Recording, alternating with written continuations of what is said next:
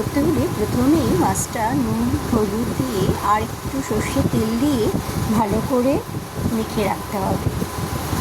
এটা এইভাবে লাল করে কড়া করে ভেজে নিতে হবে। তারপরে এইভাবে পেঁয়াজ কুচি আর কিশমিশ ভালো করে ভেজে সেটা পেস্ট করে নিতে হবে। কড়াইতে জিরে, তেজপাতা, গরম মশলা ফোড়ন দিয়ে ওর মধ্যে আদা, লঙ্কা, ধনে জিরে গুঁড়ো পেস্ট ভালো করে দিতে হবে। এটা কষানো হয়ে গেলে ওর মধ্যে টমেটো কুচি আর একটু টক দই দিয়ে দিতে হবে।